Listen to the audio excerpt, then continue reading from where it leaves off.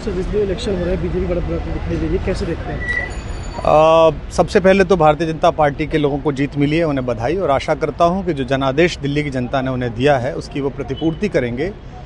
और वे सब आम आदमी पार्टी के लाखों करोड़ों कार्यकर्ता जो अन्ना आंदोलन से आए, जिनके बहुत ही निश्चल निष्पाप और बड़े भारत की राजनीति को बदलने के सपने की हत्या एक निर्लज्ज, नीच, मित्रहंता, आत्ममुग्ध और चरित्रहीन व्यक्ति ने की, उसके प्रति तो क्या संवेदना। दिल्ली को उससे मुक्ति मिली। और मैं ये जानता हूँ कि अब जो आम आदमी पार्टी में लोग बच गए थे सत्ता के लोभ में, लालच में, पदों के लिए, उस पैसे के चक्कर में, वे सब भी अब वापस जाएंगे, लौटेंगे, कुछ अपने व्यवसायों में लौटेंगे, कुछ पार्टियों में चले जाएंगे।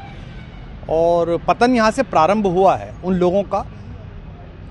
मेरे लिए कोई प्रसन्नता का और दुख का विषय नहीं है, मैं बीच में खड़ा हूँ। प्रसन्नता इस बात की है कि करोड़ों लोगों ने आशा लगाई थी, करोड़ों लोगों ने, लोग अपनी नौकरियां छोड़ के आए थे, व्यवसाय छोड़ के आए थे, दुश्मनियां ली थी लोगों ने, उन सब की हत्या एक आत्ममुग्ध आदमी ने, एक चरित्रहीन आदमी ने अपनी निजी महत्वाकांक्षाओं की पूर्ति के लिए की।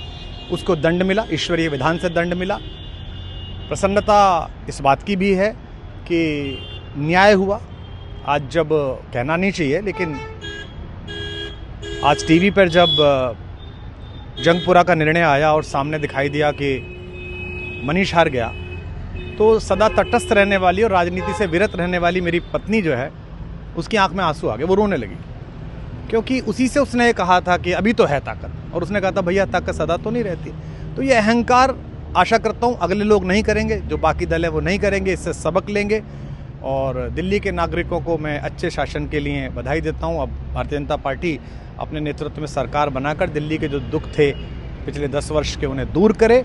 और आम आदमी पार्टी के समस्त कार्यकर्ताओं को कहता हूं कि आपने जिस किसी भी लोभ लालच में, सब कुछ जानते हुए एक ऐसे व्यक्ति के समर्थन में काम किया जिसने अपने मित्रों की पीठ में झुरा घोंपा, गुरु को धोखा दिया, अपने साथ कंधे से कंधा मिला के लड़ने वाली महिलाओं को अपने घर ला के पिटवाया, अपनी निजी सुख और साधन के लिए जनता का पैसा खर्च किया, अब उससे आशा लगानी छोड़ें, अब बाहर निकलें, अपना अपना जीवन देखें।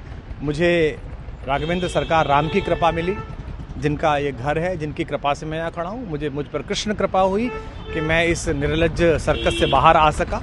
मैं उन सब से भी अच्छे भविष्य की कामना करता हूँ कि वो कोई गंदगी ना फैलाएं कहीं भी, वो लौट जाएं अपने शिविरों में। जिस तरह माधव को, कृष्ण को दूत देख कर भी भरी सभा में अट्टहास करने वाला दुर्योधन जो ये कहता था सुचिग्रम नैव दास्यामि बिना युद्धे न केशवः, बिना युद्ध के 5 गांव भी नहीं दूंगा, आज वो अपनी सीटों के लिए तरस रहा है। और मुझे पता है कि इस दुर्योधन का अंत भी टूटी हुई जंघा के साथ बड़ा ही दारुण होगा, और भारतीय राजनीति एक कलंकित अध्याय के रूप में इस बौने दुर्योधन को और इसके दरबार के तमाम शकुनियों को याद करेगी। मैं उनकी मुक्ति की कामना करता हूं कि ईश्वर उन्हें इस दुख से बाहर निकाले, और समस्त लोगों को बधाई देता हूं कि चलिए अंततः न्याय हुआ। सर बात करें दिल्ली के चुनाव या यूपी के उपचुनाव मिल्कीपुर को लेकर, चुनाव आयोग पर तमाम तरह के आरोप लगाए जा रहे हैं। अखिलेश यादव ने कल कहा कि वहाँ उपचुनाव में मिल्कीपुर, ये राजनीतिक विषय है, इस पर मैं राजनीतिक कार्यकर्ता नहीं हूँ, तो इस पर मेरी टिप्पणी शोभनीय नहीं है, वो आपस में सब जाने। लेकिन दिल्ली के चुनावों को लेकर एक मिश्रित प्रतिक्रिया है। दुख है कि अन्ना आंदोलन से एक ऊर्जा जो पैदा हुई थी, जिससे देश में एक सकारात्मक बदलाव हो सकता था, एक वैकल्पिक राजनीति हो सकती थी, उसकी हत्या एक अहंकारी आदमी ने, एक आत्ममुग्ध और असुरक्षित आदमी ने कर दी। मैं आशा करता हूं कभी ना कभी भारत में ऐसा सूर्योदय किसी न किसी दल में अवश्य होगा, जो भारत को जहां पहुंचना है वहां पहुंचाने का मार्ग प्रशस्त करेगा। बहुत धन्यवाद।